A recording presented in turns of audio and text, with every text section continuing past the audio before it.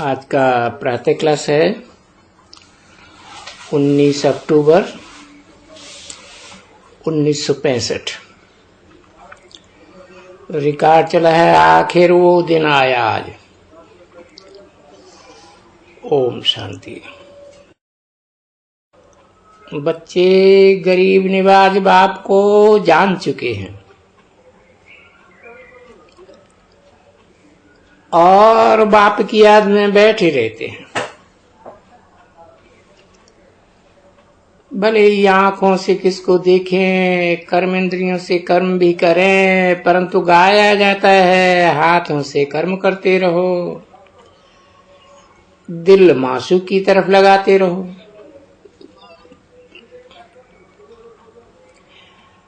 ब्राह्मण कुलभूषण जानते हैं,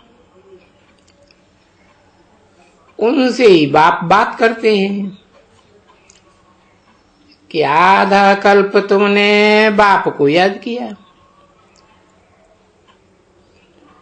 बरोबर सभी दुख में बाप को स्मरण करते हैं ना। ड्रामानुसार अब तुमको बाप की स्मृति आई है। सारी दुनिया तो विस्मृति में है। बाप और बाप की रचना को, बाप के पतित को पावन करने व सर्व की सदगति करने के कर्तव्य को नहीं जानते।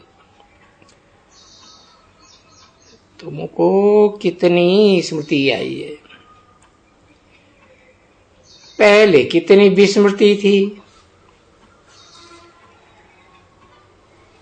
तुम रचयिता रचना के आदि मध्य अंत को अभी जानते हो। तुमको स्मृति आई है कि सृष्टि चक्र कैसे फिरता है, हम 84 का चक्कर कैसे लगाते हैं। जिन्होंने पूरा ही सतयुग की आदि से लेकर कलयुग अंत तक पार्ट बजाया है, वो ही अब भी बजाएंगे। सतयुग से लेकर के कलयुग तक जन्म लेते लेते नीचे उतरते आए। अब कलयुग के अंत में तुम्हारी चढ़ती कला है। कहते हैं ना, चढ़ती कला तेरे बहाने सर्व का भला। तो सारी स्मृति आई है, इसको कहा जाता है स्मृति लब्धा। किस द्वारा स्मृति आई है? बाप द्वारा। अपने आप कोई स्मृति नहीं आई है। अभी जानते हो हम आत्मा हैं, परमपिता परमात्मा की संतान हैं। ये शरीर तो लौकिक बाप ने दिया है। अब पारलौकिक बाप कहते हैं ये पुराने शरीर का भान छोड़ो। ज्ञान से अपनी बुद्धि शरीर में रहते भान छोड़ना है, यह भी समझते हैं। जैसे सर्प खल छोड़ता है और नहीं लेता है। सर्प कोई एक बार खल नहीं छोड़ता है, परंतु शुरू से लेकर के जितनी आयु होती है तब तक खल छोड़ता है और नहीं लेता है। तो ये बात अभी से नहीं लगती, सतयुग से लगती है। तो तुम भी सतयुग से लेकर पहली खल छोड़ना शुरू करेंगे। अभी तो अंतिम जन्म है। बाप कहते हैं बाकी थोड़ा समय है। तुमको धैर्य मिला है, तुम खुशी में हो कि हम फिर से बाप द्वारा सुख का वर्षा पाए रहे हैं। सुख का वर्षा तो बाप द्वारा ही मिलेगा ना। ये बातें कोई मनुष्य की बुद्धि में नहीं आती है। ऐसे नहीं है कि वो लक्ष्मी नारायण के मंदिर में जाएंगे तो उनको बुद्धि में कोई रहेगा, ये आएगा कि ये कौन है। नहीं, वो तो भक्ति मार्ग है। सिर्फ जा करके हाथ जोड़ देते हैं और कहते रहते हैं तुमेव माता च पिता तुमेव।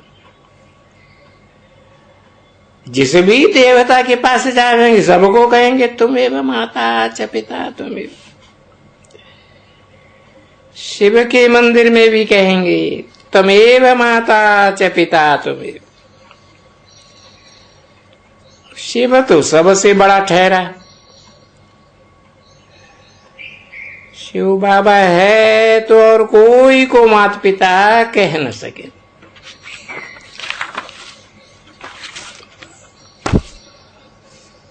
बाबा बागवान भी है, क्योंकि नए दैवी बगीचे का सैंपलिंग लगाते हैं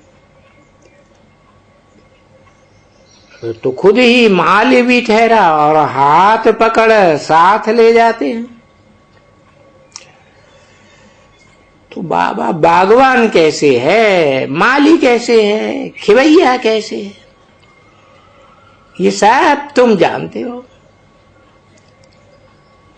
19/10/1965 की प्रातः क्लास का तीसरा पीरियड।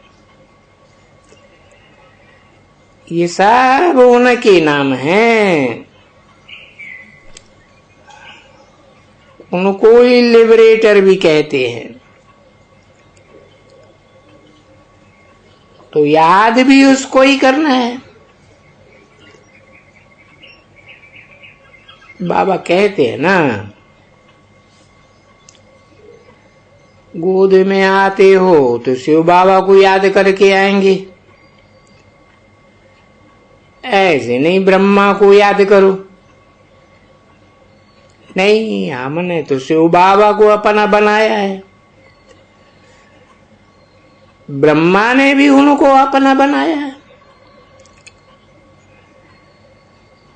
तो हम उनको ही क्यों न याद करें।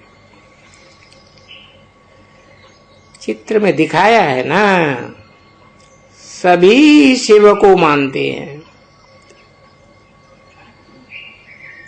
बाबा आत्माओं से बात करते हैं। आत्मा न कहे जीवात्मा कहेंगे, क्योंकि जब आत्मा अकेली है तो बोल नहीं सकती है। शरीर बगैर आत्मा से बात नहीं कर सकती। परमधाम में क्या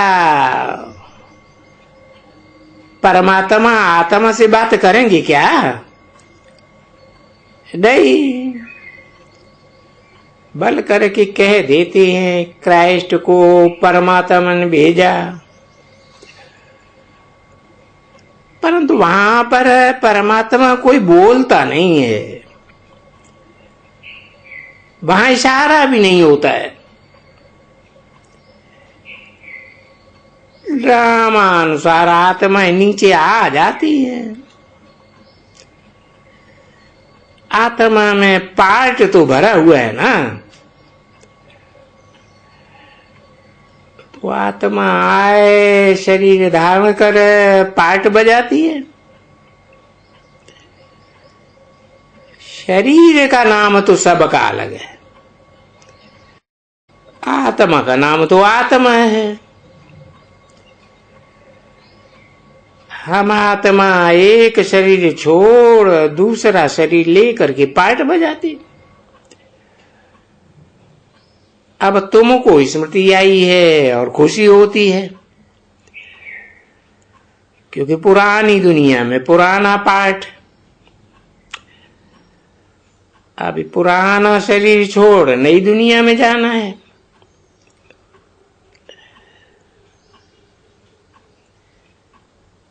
ये शरीर हमको मिलना है, तो उससे मतलब निकलता है।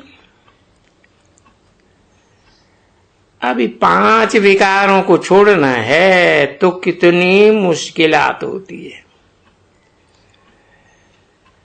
तो देखो लिखते हैं ना, काम का क्रोध का तूफान आता है।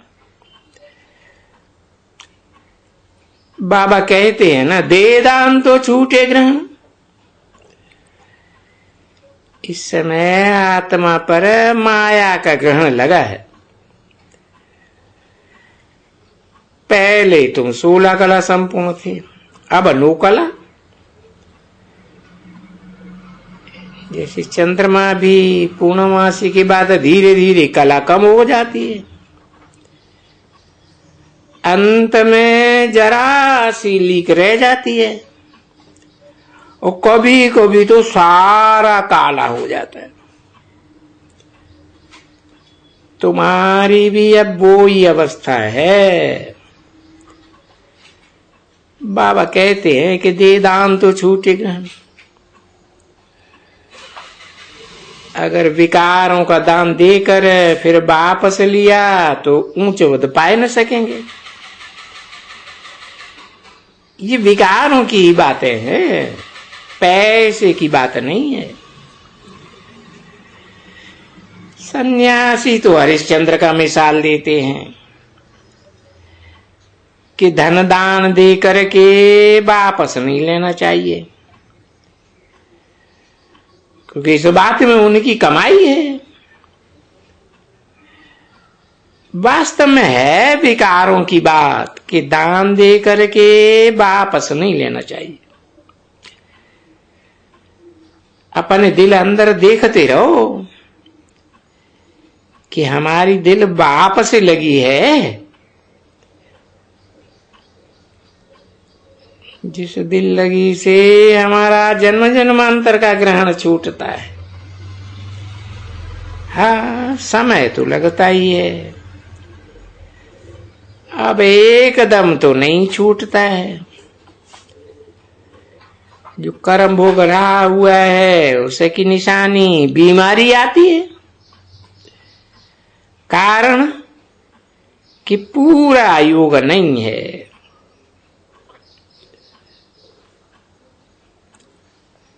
हाँ, बाप कहते हैं कि और संग तोड़ मेरे संग जोड़।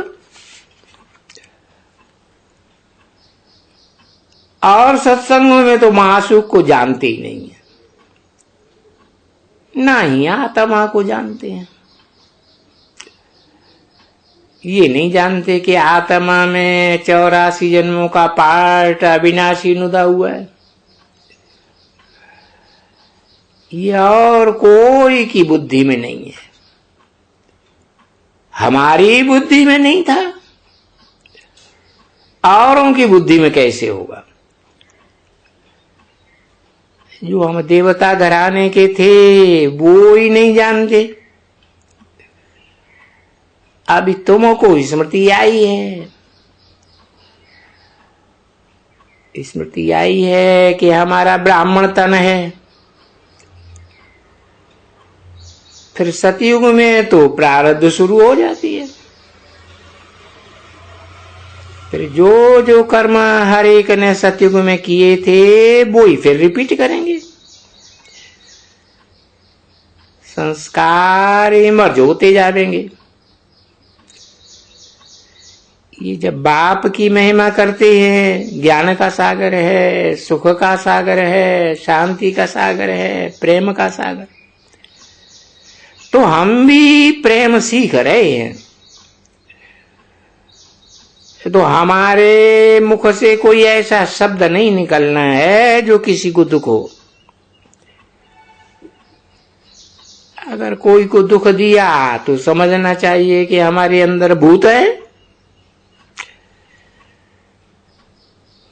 तो लक्ष्मी को वर नहीं सकेंगे। बाप के बने हैं तो लक्ष्मी को वरने लायक बनना चाहिए ना। अगर भूत कोई रह गया तो त्रेता में चले जाएंगे। बच्चों में क्रोध नहीं होना चाहिए, बड़ा प्यार से चलना चाहिए। तो देखो बाबा के कितने बच्चे हैं, तो भी बाबा क्रोध थोड़े ही करते हैं। तो तुमको भी बड़ा प्रेम स्वरूप बनना है। अभी कोई भी प्रेम स्वरूप नहीं बने हैं। जो खुद गद्दी पर बैठे औरों को प्रेम स्वरूप बनाते हैं, वो भी प्रेम स्वरूप नहीं बने हैं। रिपोर्टें आती है ना,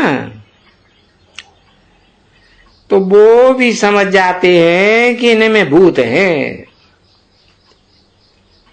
जिनमें खुद भूत हैं, वो औरों को ये भूत क्या निकालेंगे।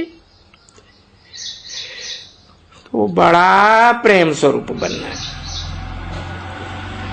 ये बताए प्रेम स्वरूप है ना। देखो लक्ष्मी नारायण का चित्र कितना खींचता है, तो हमको ऐसा ही बनना है और यहां ही बनना है। तुमसे पति क्रोध करता है तो भी प्रेम से बात करनी है। ये नहीं कि उसमें भूत है तो मुझ में भी आ जावे, नहीं। मेरे में जो अवगुण है, कैसे भी करके अवगुण निकालना पड़े। बहुत बहुत मीठा बनना है। किसी ने कहा कि लौकिक बाप गुस्सा करता है, तो मैंने कहा कि जब वो क्रोध करता है तो तुम अच्छे अच्छे फूल लेकर के उनके ऊपर चढ़ाओ, तो वो बंदर खा देंगे, ठंडा हो जाएगा। बड़ी युक्ति से समझाना है कि देखो लड़ाई लग रही है,